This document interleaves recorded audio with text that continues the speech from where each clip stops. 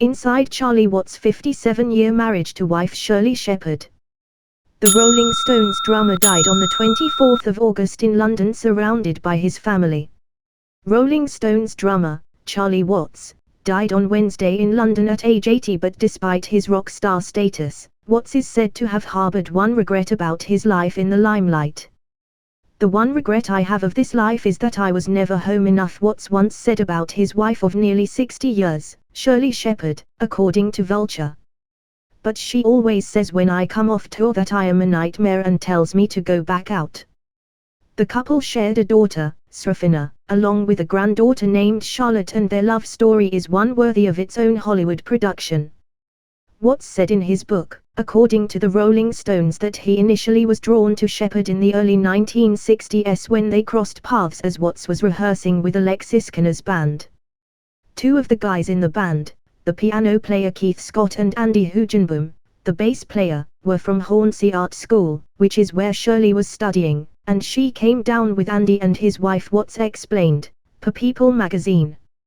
Watts and Shepherd were married 4 years later, and she began accompanying Watts on the road, according to Chrissy Shrimpton, a former girlfriend of Mick Jagger, who was an editor on Watts' autobiography. The firm rule was always no girls on tour, but Shirley would nearly always go because Charlie simply refused to get up or wash if she didn't, Shrimpton claimed in the Philip Norman biography of Mick Jagger. In Watts' own account of Shepherd's life and times traveling with the band, he wrote that she was an even bigger fan of the Rolling Stones than he ever was, adding that she often played their records while he typically refrained from doing so.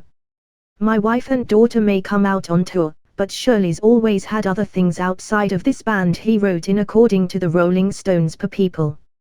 "She's a great fan of the Stones, though. I'm not, it's what I do. Mick and Keith and Ronnie are my friends and the band is a very good one, but that's it. But Shirley actually plays our records. I don't." He lauded the support he received from Shepherd in a 1996 interview with Rolling Stone, telling the publication that while he always wanted to be a drummer, he would only do so for a living, as long as it's comfortable with my wife. "Because I'm not really a rock star," he said. "I don't have all the trappings of that. Having said that, I do have 4 vintage cars and can't drive the bloody things. I've never been interested in doing interviews or being seen. I love it and I do interviews because I want people to come and see the band. The Rolling Stones exist because people come to the shows," Watts continued. "There's nothing worse than playing in a club with 3 people sitting in the front, one's your girlfriend and the other's your mate, and that's the audience." He also touched upon the idea of whether the Stones would ever retire. "No. I've thought that the band might stop a lot of times. I used to think that at the end of every tour. I'd had enough of it, that was it," he replied.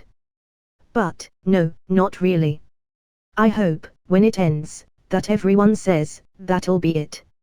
I'd hate for it to be a bloody big argument. That would be a real sad moment."